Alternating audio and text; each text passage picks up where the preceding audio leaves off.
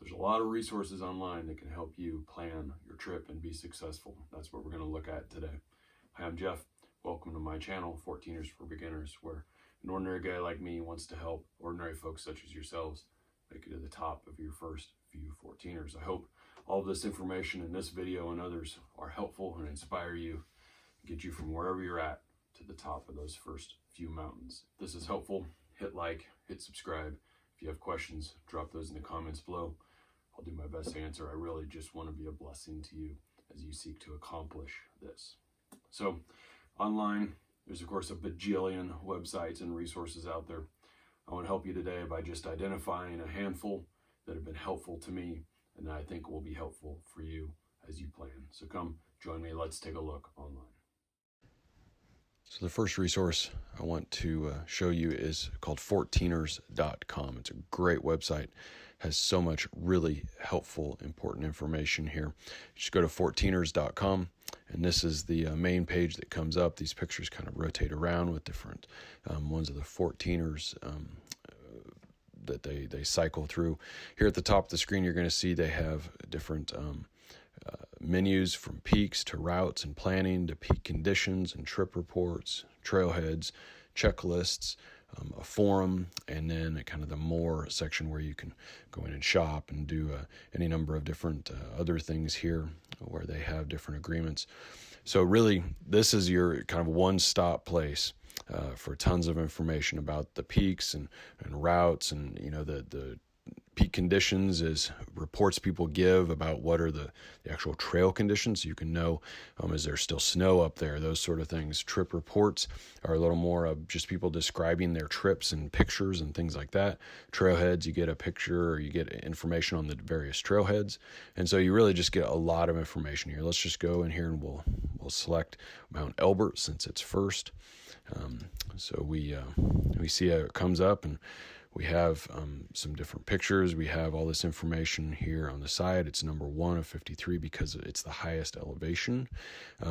Get the mountain range it's in, the forest, the longitude and latitude, county, these sort of things. Well, then you get down here, and in your planning, you have routes, the weather, reports, all these things that are specific to this mountain.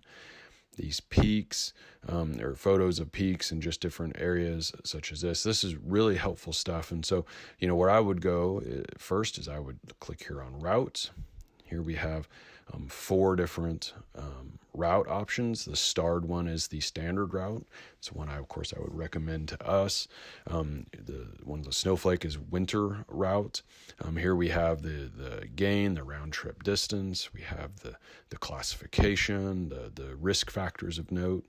You can come down here, and it has a map where you can match the numbers with the various trails, so that you kind of get an idea, a picture of how it is you're going from point A to point B. Now you can click on this route, and it takes you in here, and it gives you even more information. Here's a box where it talks about the different risk factors. It gives you information on the trailheads, elevations, all these different coordinates. These down here are important if you're going to use a GPS. These are the little files you can upload to your Garmin, and will help you. It programs the route for you. You can come down here, and you have a written description, and you can click on any of these, and it gives you a picture from throughout the hike, where it kind of gives you a juncture. It gives you an idea, a visual idea of what it is you're looking at that various part of the hike. Here you have photos and different maps and all these sort of things. It's all really helpful stuff you have for every single one of the 14ers. So you can go through and select any of these mountains and get all that similar kind of information. Obviously, there's more than one way to get places. So the routes and planning, that's where we just were on Elbert. Peak conditions, all those. If you're looking at a specific mountain, you can go out it that direction, or you can go out it from a more general sense up here in these top menus. But I can't tell you how important of a resource 14ers.com is. Now, another resource I would point you to is All Trails. Here in All Trails, you can type in a mountain. I've typed in Mount Democrat. With All Trails, you have to be a little more specific than 14ers, and you have to kind of know exactly what it is you're looking for. But once you find it, it has lots of information here, from your length to your gain, the route type. It gives you a description. Down here below, it has a little more description. You can come down and get weather, all these kind of different things, photos, activities, different aspects. What I think is the most helpful aspects of AllTrails that sets it apart for me from the others is when you click on that map. Now you come here and it gives you both the map from above and the kind of horizontal cross section of things, so you can as you move, it follows along with a little dot on the trail, and so you have an idea of, oh, there's a really steep spot right there, or oh, here's a flat spot, or those sort of things, and you can really get a good idea of the kind of texture of the mountain along with the map itself. And of course you can zoom in and out and do some different things like that. So a lot of good information here on AllTrails, and a very helpful website that I use in tandem with the 14ers.com as well. Another website I use a lot is called mountainforecast.com, mountain-forecast.com. I've typed in Quandary Peak here, and obviously I'm doing this in the wintertime, so the weather isn't very favorable right now for climbing 14ers, but what I like is that it has it broken down by day. If you look here on the left, it has it by altitude. So this is the peak weather right now. I can click here and it'll give me the trailhead weather. And so sometimes it'll have a middle one as well, but I can come in here and see exactly kind of what the high is for the day, what the low, what the feels like is, snow and rain, wind.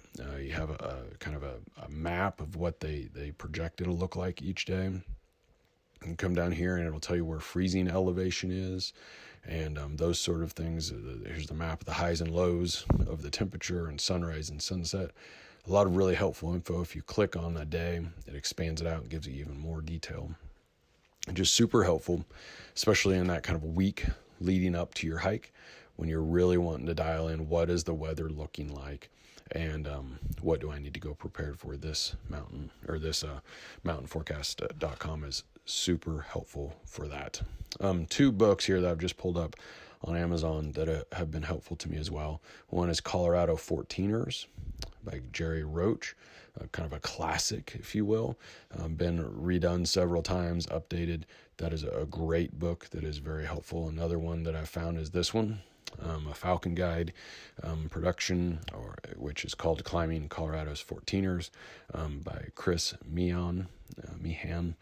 Just been a really great resource. This is my favorite of the 2. Very helpful, lots of information.